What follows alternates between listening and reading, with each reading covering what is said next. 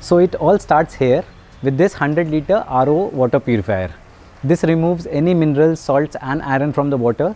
It also has a UV system that kills any waterborne germs. The water gets stored in these two 50-liter repurposed jars. Here I like to add all my feeds like NPK, micronutrients, or at times even some organic pesticides. And it reaches most of my plants from here. All RO systems have two water outlets.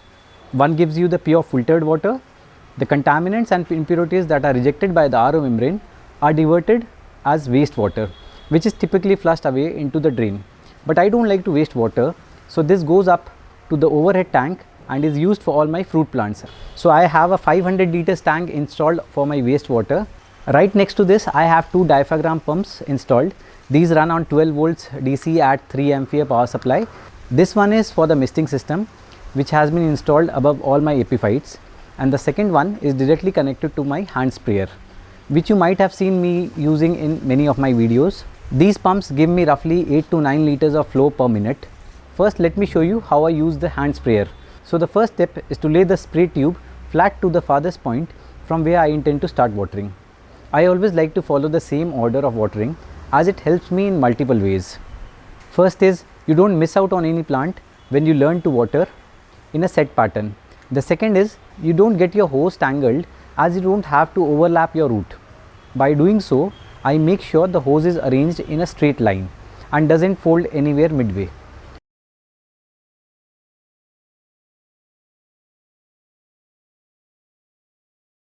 So I will start by giving a shower to all my bonsai plants here.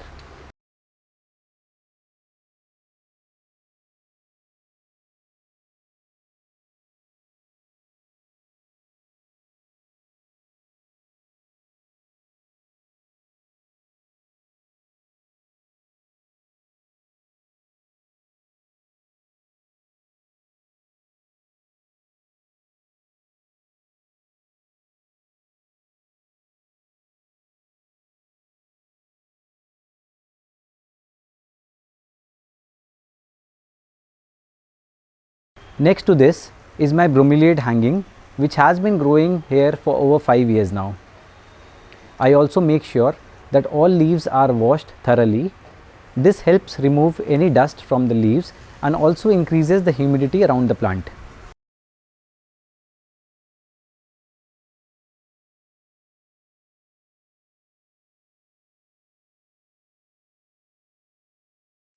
Next I move on to this beautiful Buddha's bamboo. I like to use the hand sprayer more as it helps me to direct the flow to every part of the plant.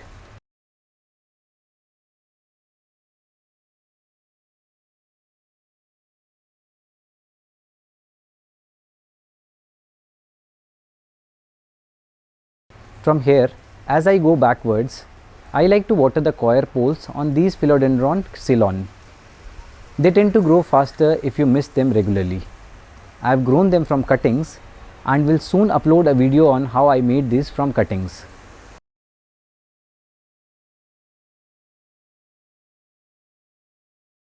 Also hanging above are these Spanish moss hangings.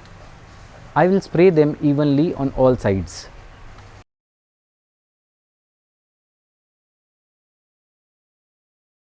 On the floor level, I have these different varieties of pothos cuttings from my previous episode on how I made over 1000 pothos plants. You can check the video here on this link.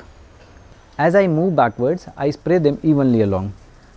These cuttings need to stay in a slightly moist soil at all times till they start to root. On the right, I have this big rosemary plant which has been growing for years. It gives such an amazing fragrance. On this side, I have these Spanish moss hangings which have grown up quite well. I keep plucking these whenever I need them for my different DIY projects. Recently, I made an air plant hanging which was really liked by a lot of my viewers. You can watch the video here if you haven't watched it yet.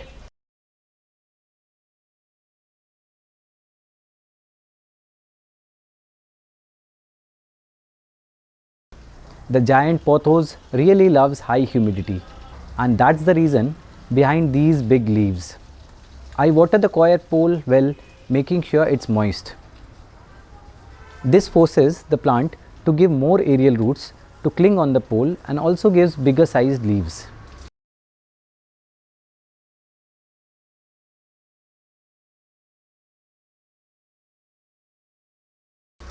Down under, I have some Monstera Thai constellations cutting, which were planted some months back. Some have already given new leaves. I will soon plant them in bigger pots and these will be up for sale. Next, I have a mix of some rare anthuriums, like this Pidatora diatom and Anthurium hookeri.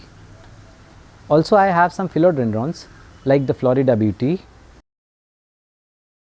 the Hastatum, the gorgeous black cardinal.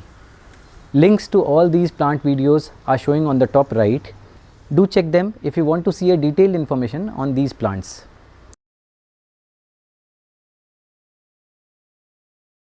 Here I have a vertical epiphyte hanging. I made this one last summer. I have planted some tillandsias here and there with some dendrobiums on it. The long stem dendrobiums are the nubile variety. These are Dendrobium sonai. I have also added some Neoregelia bromeliads along with some Spanish moss. Here is a clip from the blooming season last year. I must say it was such a stunner. I hope to see a bigger bloom this year.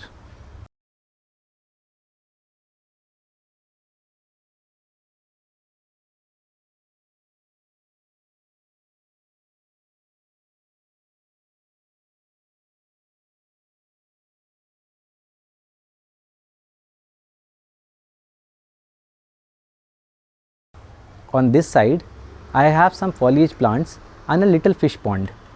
I have some molly fishes here. They have multiplied quite a bit. I planted a Hoya hanging above it. The plant helps in filtering the water by absorbing the excess nitrates from the fish poop and in this way keeps the water clean. So it's kind of a symbiotic relationship between the plant and the fish. I have planted some Spanish moss above the fish pond as the humidity is high around this place. Next, I have this vertical garden. I will spray the leaves to keep them dust free. I will later use a garden hose to water the pots from behind the grill.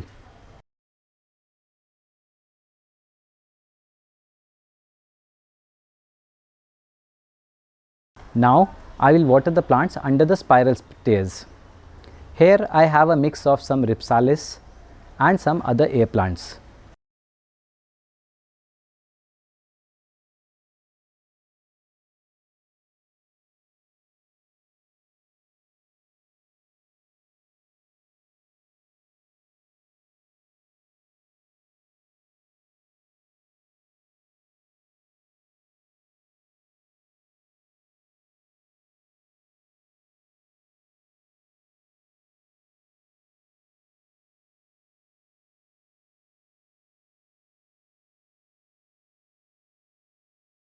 This is where all my Spanish moss propagation happens. I like to split them and hang them in smaller clumps on these aluminium net frames. You can see a detailed video on how I grow and care for my Spanish moss in this link here. I have two of these hanging frames. It makes it really easy for me to spray them.